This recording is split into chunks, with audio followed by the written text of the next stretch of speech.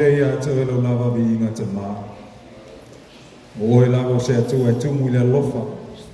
O lo lava fina ngalo mo la whanau na ia ona i whanau se tasi. A ia matu sau whangau matu i le ola whawa umana e sau nia mai tapina ina mo i matu. Le ne ia fiafi o la matu sau ni matu te whanau longa fo. E se e wheta lai mai a te matu e ala i la uapulo matu o tua. Le a se fatu o la whapeo na luluina la uafio le ne ia fiafi. Ia pa uio mātou loto o umona tāpina ina ma whaamaluluina. Ina ia tupu la upu o mātou nei tangata. Ia fua mai ni fua e vi ia i oelo mātou o tua. O le te talo le te mā, a wala tu ilo lava suafa Yesu. And everybody says, Amen. Tāptai, la tātou alala mai lalo ia le tua. Ia, la talo whātou nei a fiafi le suafa manu malo Yesu Keriso. Tai tonu lava o lea lava swafa ia wa leo ne tu wala wa inga ia ia mai mai tātou te whai sau dinga le nei fiafu. Le nei lai tu lai o la tātou ma ia tu se fe au mai la fio ma ia le atua ia na ia whai foi ma ele ngata o se wha manatu o se wha manianga o se lui tau fo ia tu le nei fiafu ia wa tātou sawalinga lo tātou sawabali le nei la langi ia o le a mawana se tusi mo i tātou, le tusi le Efeso o lona matau kutolu. Efeso o lona matau kutolu.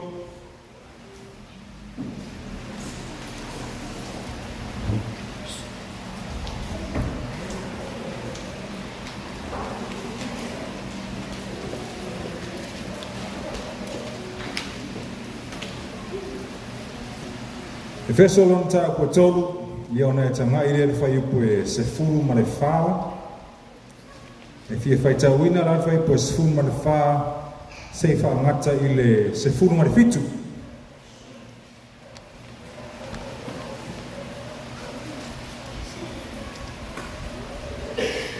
Ia pe mana ia koe se furu ma le whā se wha ngata i le se furu ma le tasi. Ia la to e tua na i nāwhas whai upu e a le whai tauma. Ia e feso na long tā koe tolu. Ia na mata tātou whai tau le whai pa sfum ma whā. Ia e wha ngata i le whai pa lua sfum ma tas. A o mawalalo tusi a langa mai di ia le tua. Ia na tātou whai tau wha tasi ai, whai tau ngese ngese, whai tau manino i ia.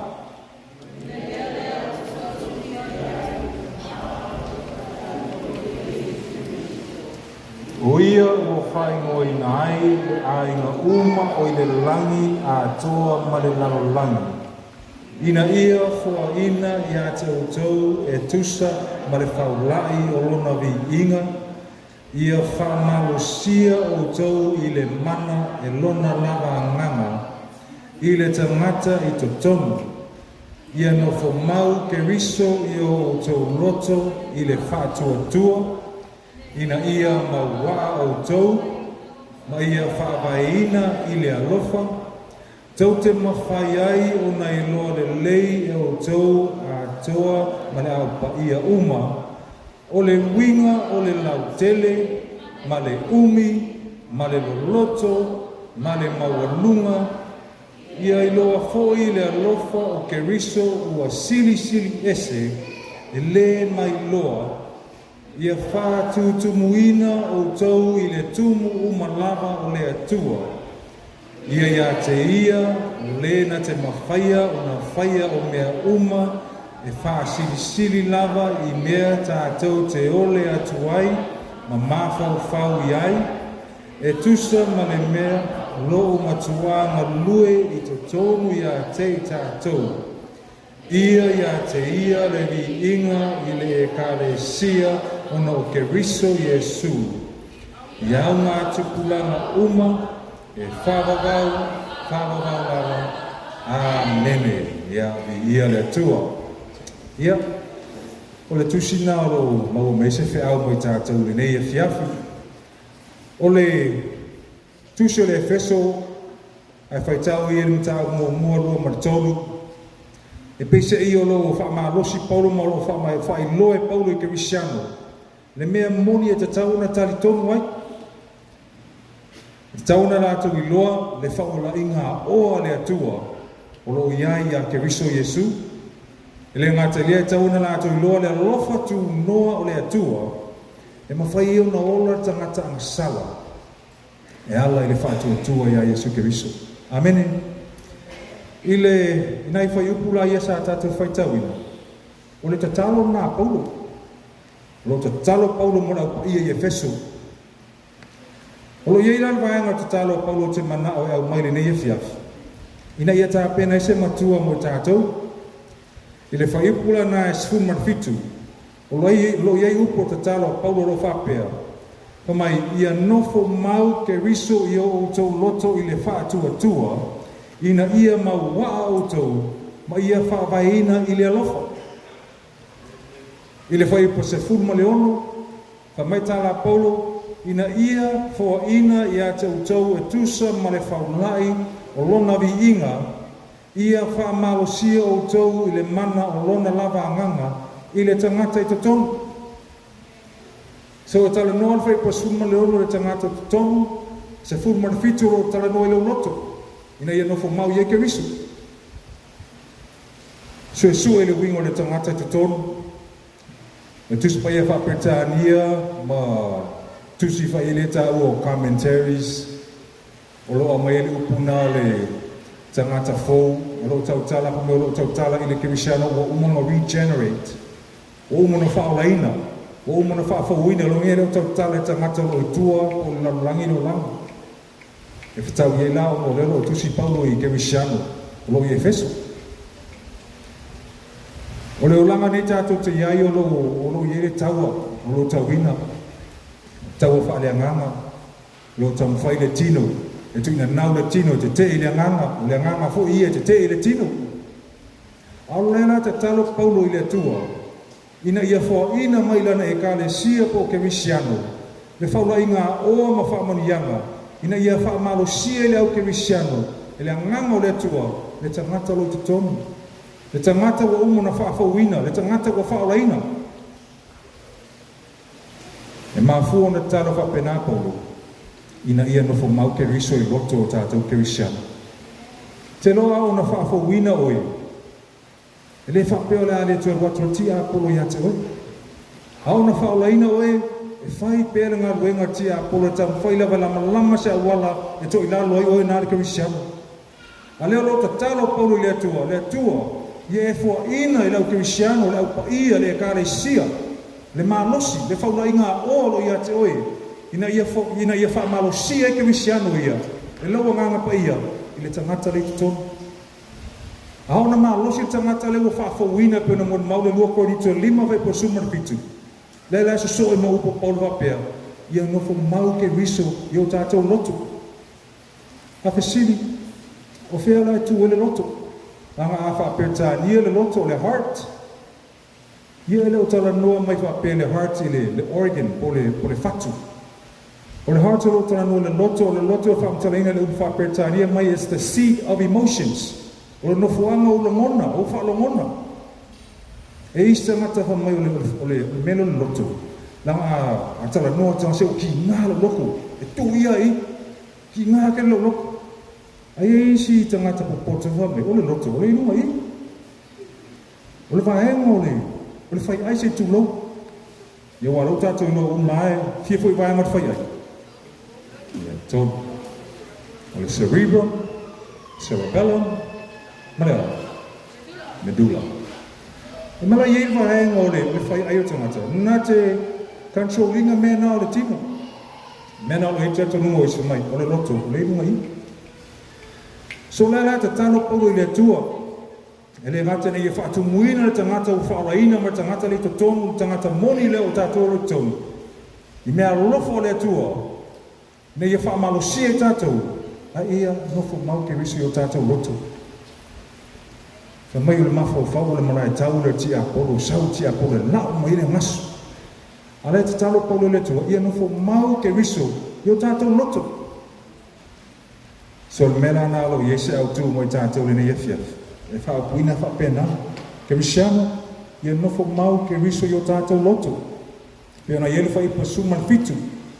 Ia nofo mau ke riso i o tātou loto i le whaatua ina ia mau waa i tātou. Ma whaawahina i le lofa. O leo whapertania mai let Christ dwell in your hearts. O winga leo po le dwell, o winga ia whai ese whale. Ia whai manofo anga tu mau. Ono winga a tau tala tuspa ia nofo mau ke risi o tātou loto lo winga, ia whai o tātou loto manofo anga o Yesu ke riso. Amen. Nanga tele upo tuspa ia. O lo tau tala mwha matala winga o le mele nei o le loto o tangata. I wha ole ole, i tau na leo ina. Maunai mau ie unga tātou o le fiafini nei. Al tātou au tūna nei a fiafina ia nofo mau ke riso i lau loto. I nofo mau ke riso i lau loto. Nei ia maua, ma whaawaina i oe mau i le lofa. Amene. O le nofo maula le lo tau talai, e leo se nofo whaapea, nofo nei alu ese tae au. Nofo nei alu ese Yesu ke riso le vai aso lea. O le nofo i matua i whau le leile whale a Yesu ke riso i lo loto mano loto. Awe sau pate i ele atua.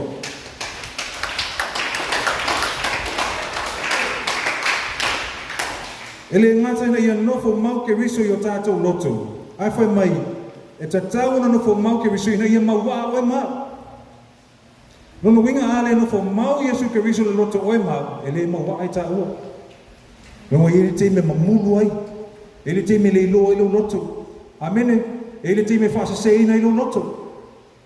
So tatau na nofo mau Yesu ke riso i o tātou loto ke risiano. E te tauna pūlea Yesu ke riso tātou loto, i ei mana onga le loto. O te telo mana onga le loto, e le o tusa ma le fina ngalo le tua. Mafuanga fona te tau, o nana fo mau Yesu ke riso i o tātou loto. Ia maua, ma ia whaavaina i tātou i le lofa. Amene. A mau Yesu ke riso le loto, oe ma le loto au, ma ia whaavaina i tātou i le lofa. Lale mena i whaavai lo loto le ia fiafi. Amene. Is it greed or manao tele? Is it anger or ita? Is it pamoluma? Amen.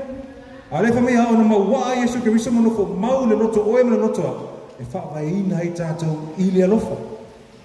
Lona winga o le orolanga ato tātou kirisiano e tautala me unga le alofa. E anga malu e whaapale pale. Fuo le nganga. Amen. So tāua le nei e fiafi kirisiano. Nei ia nofo mau Yesu ke riso i o tātou loto.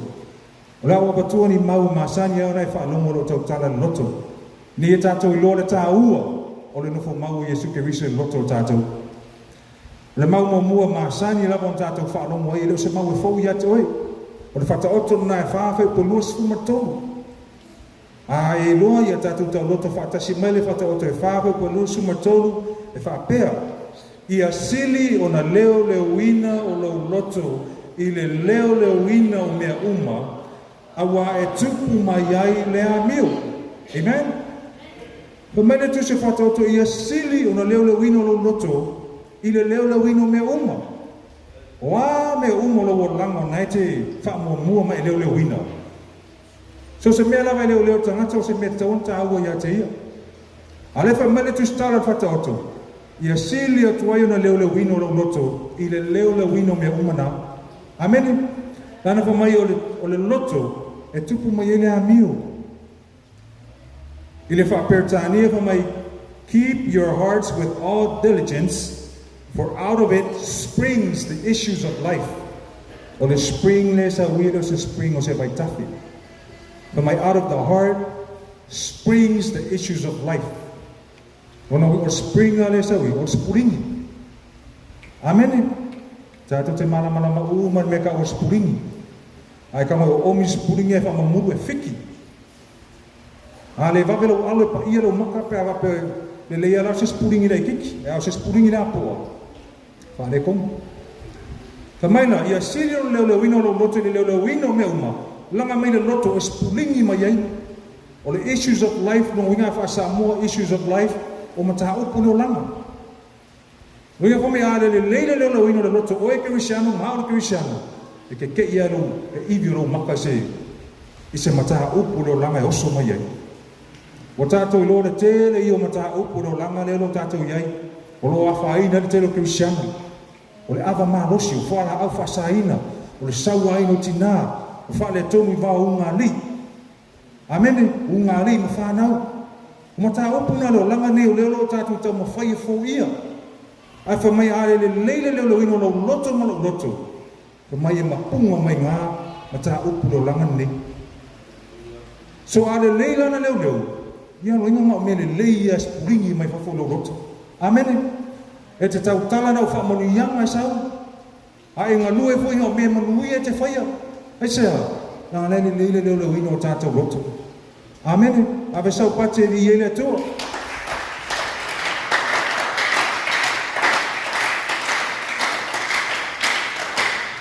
Mai le loto o mata au polo langa nei. Ono inga tau na teu fa le lilo loto. Leo fa le lei, maintain fa le lilo loto. Swa te inga leo me leo ta vale. Po le ale ma mai o le kingo ka vale. Ai a fa le tonu te tono le afi. Ele isa ha. Amen. Nga ma ngai me o le kingo ai o ki le afi. Amen. Ai le lei ale le leo le afi. Ai fa le komu kingo. So ta ua i o le afi o ta vale. Ai te lo ele me maintain le afi o ta vale. O suau. E lei foi sama le afi o ta vale, ele se suau. E te lo ele melo suau. O mea nai wha ngata ngata maintain le afi o ta vale. E maintain le afi o ta vale i le suau. O lo iei ta afi o ta vale, e maintain foi i le suau. O lo iei le fo wili o ta vale power steering, e maintain foi i le suau. Amen. A ele le leila ele maintaining o mei o ta vale. O le a le tomu foi le ora ta vale. E ke i ar spulingi me se fa fitau. Tu vai me se issue fa ta ta vale. Ai ma fu mai ele le leilo maintaining o so ha o tomo ta vale. Amen. E fa pena foi la ta to loto e kale sia. A le leilo maintaining o lo loto. Amen. A le leilo tau singa lo loto. A le sao foi so ha una te no fa fanga lo loto. O le aspulingi me se fa fitau. E te tinga ina mulmuli ai. Ave sa pate i ele to.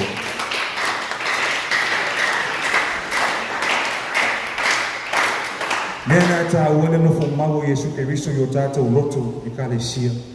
Ina ia ma wa ai tato. Mi ia fa ba ina tato le alofa. Amen. Ato no te fa pe o fela me tauna maintain lo loto. E te no so se ta vale. So se ta vale fo te fa ta wina. E sa wa e ka ngi susu e la fi ta vale. Ele misia se ta vale susu e ko ele afi ke ba ai ku lu mo mere ile pito lu mo le radiator ta vale. E tu si mai foi ai na. Ka mai ole swa hau le 5W20 per 5W30 e ma mo le afi ta vale. Ai su ele ba ile ka punge mere u ko le fuluki le swa hau mo ta afi e ta we foi ngale to nga swa hau te tau na mo to. Amen. Mana mala mero ka mo ka la ngai si. So le mena ta ua. E te lo o ta to Christian. Ai fi mala mala to inga so o to maintain e lo lotu. So se Christian mo lava. E pe o ta vale. E ele tangata na fausia ta vale. Amen. O le tangata na fausia ta vale. O ia na mala mala le ta vale mo na. O tangata fo na fausia ta vale. E yelo na tu se ta o le owner's manual. O le owner's manual e tau meina me uma e mo mia mo le maintain no le afi tava. E tai whapena whina oe mau ke wisiano. I lo wala la mai mlo tu rai atu. O lo iai me wa uma na tāpina ina le atua. O le atua na whaia oe ma. O ia na e sili atu lo na malama lama lo loto ma lo loto. Me lo oe ma. Amene. Ai fia malama lama la ia wala e le lei ma mautu lo loto. Sa ili le atua. A e le ma whaia na e lo le atua. Lo iai le upu le atua. Amene. The owner's manual le atua. Mo lo o langa mo lo o langa. Ina ia maintain ai o tā langa. Ina ia le leipe o tā loto. Ina ia spurigi mai wafo. Na o mea manuia ma mea vi ia i le atua. Au e roni mea te tupu ni masei. Awe sau pate vi ia i le atua.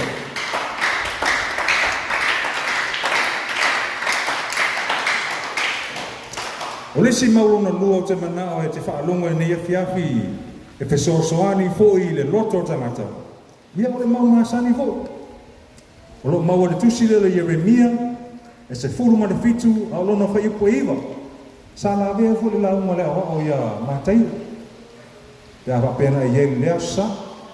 Pa mai upo le Yeremia, su ma le fitu whai upo iwa. Mai e siri le wha o le ole o le loto, i mea uma, ma ua matua le ama lava, po wai na te mawhaia o nei loa. Te whaalonga. E sili le wha ole ole le loto I mea uma, ma ua matua leanga lava. Po wai na te mawhaia o nei loa. The heart is deceitful above all things and desperately wicked. Who can know it? Mai o ai se wana I loa le loto.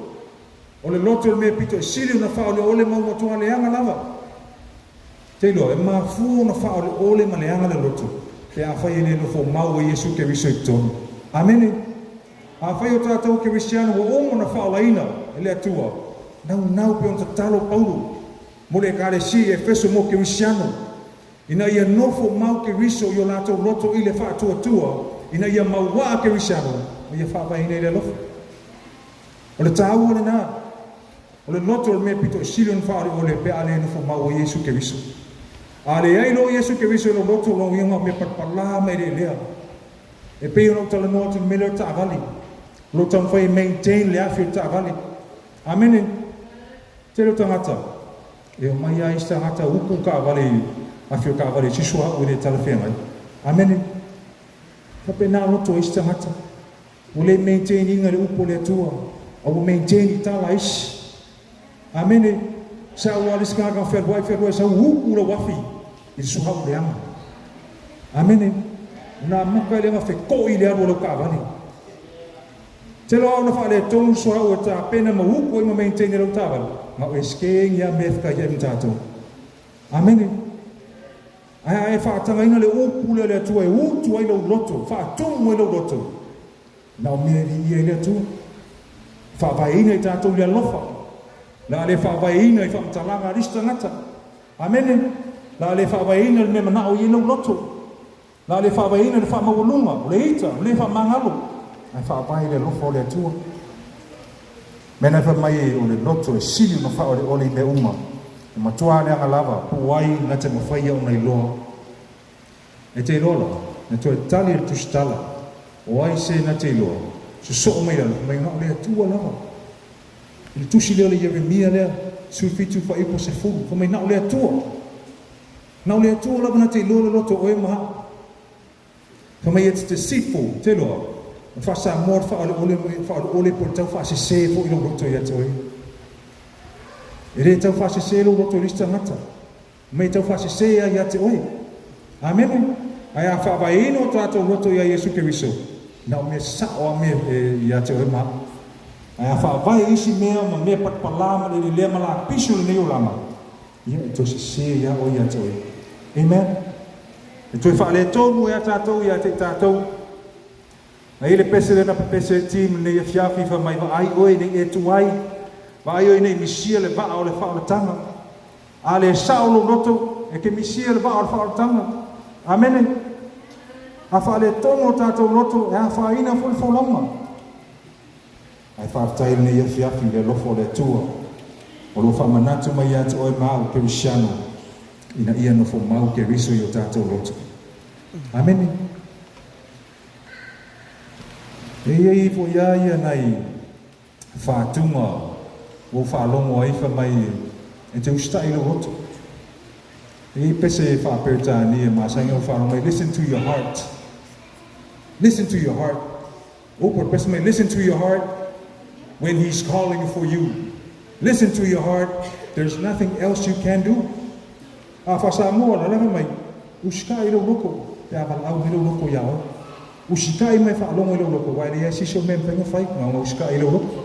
Au te whai atu nei afiafi. A le no fo mau Yesu ke riso I lo roto. Au ke usikai ai. Amene.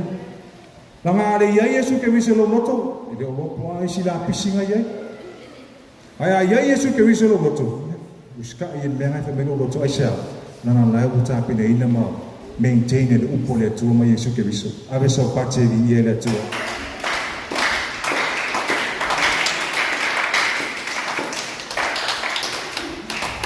A tātou a ngai nai lalo le tusi le sa tātou whaitaui. Nā e vai le e mo le māneia o le tangata ai no fo mau a Yesu ke riso I lona loto. Le la o wha umatu la te talo paulo le te talo paulo I. Me tala paulo I le whai po sumar fitu. Ia no fo mau ke riso I o tō loto I le whatua tua ina ia maua o tau, ma ia whaavaina i le alofa. Sau le sumaleiva, o i sumarvalu. Tau te mawhai ai, o na iloa le leie o tau, a toa ma le aupa ia uma, o le winga, o le lautele, ma le umi, ma le loloto, ma le mawalunga, ia iloa fo i le alofa o ke riso, o sili ese e le mai loa, ia whaatutumuina o tau i le tumu malava o le atua. Te haona nofo mau Yesu ke riso i lo loto ma lo loto ke risiana. Ina ia maua ai tātou. O le maua alo tau tala ma mole la au ma toa te tupu i lalo na.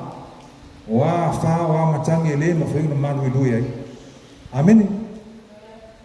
Tau wa aise la au e aia wha inga se wha.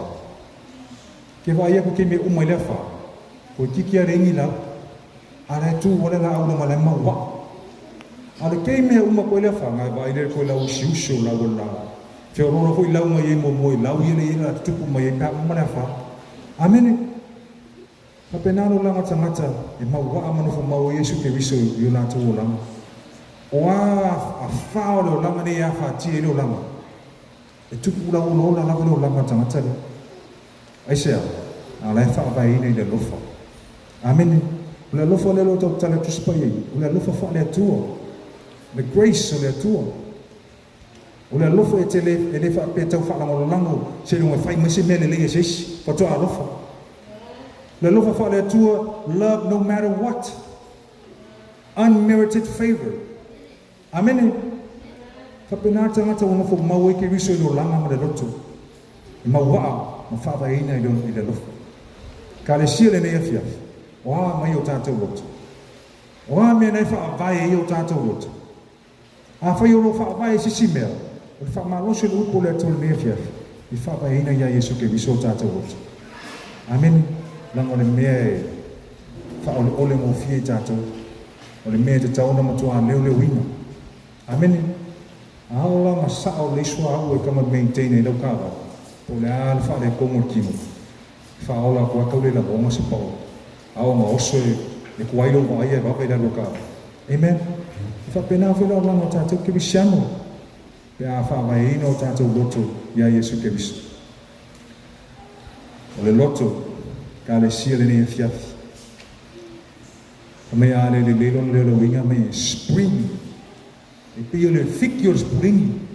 Amen. Ale le leila no loto. Ianga awanga me filosofi me o tātou loto. Oso mele whali, oso mele le fia, oso mele le whamangalo. Amene. Patai tai na whanafo mau Yesu ke visu tātou roto e ka le sia. Ka ko vaile i e mau. E pia le pār pakon le punga mai o mea whamau ianga. E pia le pā mai o le pakon le oso mai o whamau ianga. Mea le lei mai ate oi. Ai mafua mai. Whawai ina o tātou roto ia Yesu ke visu. Ia ka le sio fi auna le atua mo tātou le nei fiafi. Whanafo mau Yesu ke visu i o tātou roto. Ai alai fo i lava ona whaare tunu leo langa o le skrisiano wha me wa umo na whaola ina. Ono le loto langa. Mafua mea le loto. Mafua volana pe se sai krisiano. Mafua mea le loto. O le lava yaso ato. O ka se te leo mea na matua i tofu ina i mātou aina. E le ngata ia te au, o tonu fo le mātou vai. O kara mo whawhita au. Ai whawhitai le tua. Nā o teimi lawe o spa ia mai ei me whapea whawhita au le ro langa nei. Au isa iei lawa le ngango le tua e tua e musu ina i le loto. Amene. Au isa. Pe pisa nei le umia o ka le lopura mea whai. Ke ia koe musu mele ngama le atua. Mafu mai, ia tātou whaatanga le atua i o tātou roto. Mawe ono wha maua lalo lo roto. Amene. O le fie i o le atua mo tangata e roto wha maua lalo. Ao nai wha maua lalo, mai le atua, na te sau wha maua lunga wai. Ai ola wha maua lunga. Mai le atua, na wakua o omi a kiri o i lalo. Lango lo sau ake sau i lunga kere o sau i se mene lei. Amene. E kere o sau ma le loko loke mga o ai. Sul meno ke lo ko o mio ila lo ka mai lima. Ai tātou wha mawalana. Fie le tua fe wai mawe. Wa upuna tu spai. Fie le tua fe wai fa tasi matangata loto wha mawalana. Ai matoi te ena le tua tangata wha mawalana. Ia, walama upu mea fia fe te rona umanino fe awo le tua mo tātou. Kare sia, ia, te le wha pēa te wai wha mawaluna. Anono wha pēa te. Tātou te mō mia le loto wha mawalana. Tātou te mō mia o tātou loto na ia no fo mau ai Yesu ke wiso. Ina ia mau wa ai tātou. Ma whawai ina i tātou le lofo rā tātou tutu lai le ia fiafi. Ia, te mi foi o le, me tau le, uwha pertani o le reality check. Ka ngolo oe ia shaki o na ia fiafi. Ka ngolo ia o shaki o na ia fiafi. O a me lo roto. Po pule Yesu lo roto, po pule a ui lo roto. Amene. Manuia tātou e manuema, manuia tātou e kālesia, pēr tātou whātangaina Yesu e nofo mau o tātou roto. Ia whai o tātou roto ma nofo ama Yesu ke riso. E mau waa ai tātou, ma whawaina i le alofo. Au mas tātou bese, e tui nātou nei awa noi a te oe. Sila le lava oe la roto le nei a fiafi. O a mata upu na o lo spulingi mai lo roto. Oni mata upu e li ia i le tua. Pena oni mata upu e besi ai whana o le tua. A whai te mo mire fe soani mo lo roto ia. O e whanonga le upu le tua. O le upu fo le tua na te whasa roto ia tua. Na lo upu le tua le mea moni. God's word is the truth. And the truth shall set you free. Le ase mea lo e polonga i le nei a fiafi lo roto. Sagu ave i le atua le nei a fiafi. A uso te au nei pese. Sau ia te i le nei a fiafi. Hallelujah.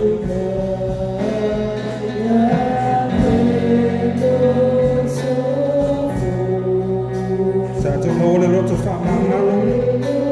Hallelujah.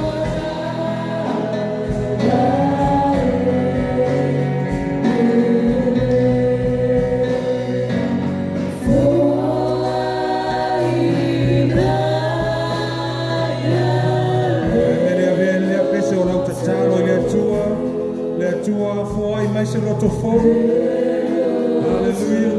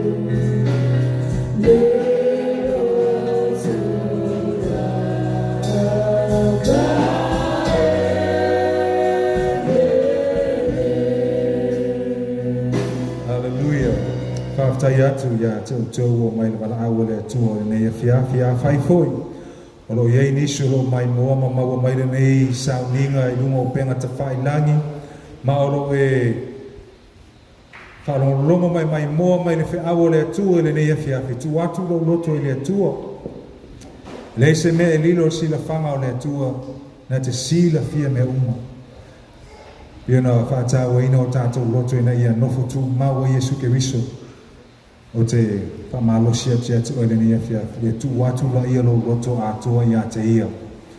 Open up your heart to him tonight. Ta tala ye lo roto o ani whawhita auli, o ani mea ti ngā, o le ase mana onga lo e sau ma o leni afia.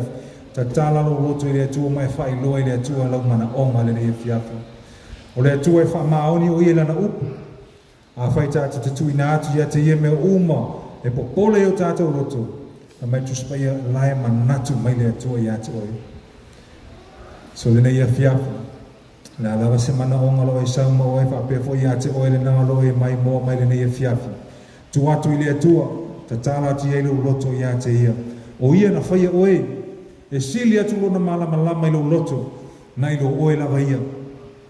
So why not open up our hearts to him tonight? Lau saunia sa tātou te tālo. Lea tua, whaftai tele ono lau upu i le nei e fiafi.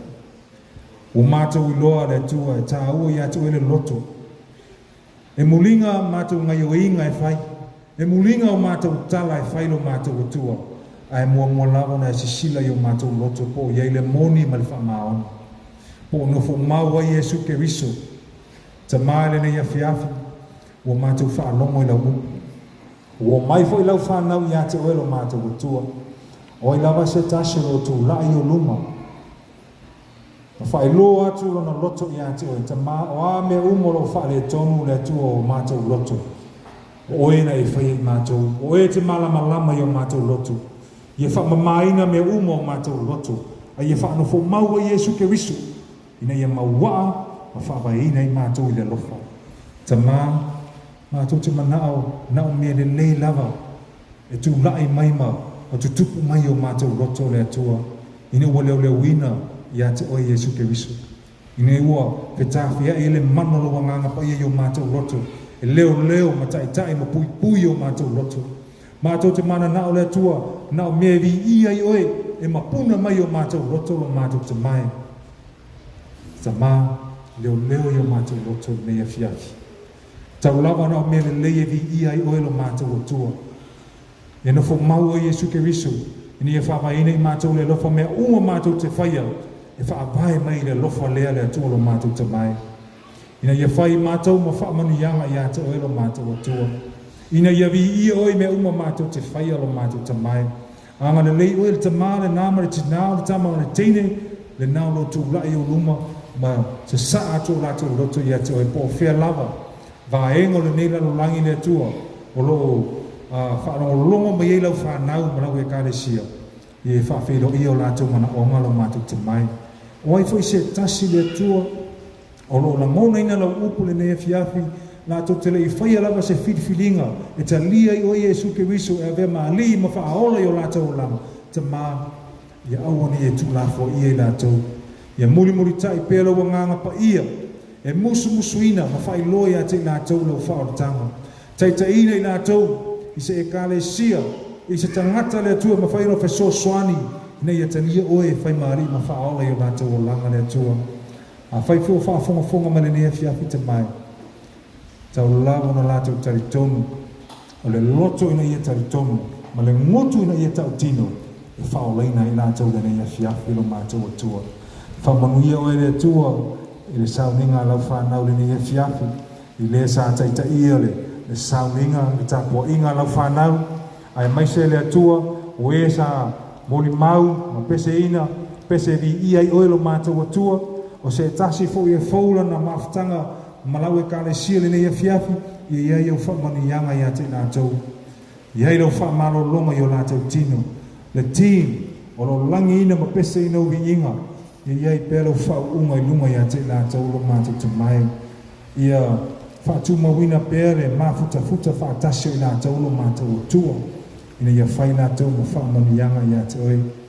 Whaaftailo whaafiro i o mātou mana onga lena ia fiafi lo mātou te mai. Ia foi ma tu mau i ate oi lo lava vi inga. Nei māso uma se ia o lava le whaavavau lava. And everybody says, Amen. Amen. Whaaftai. Ala tātou alala mai lalo.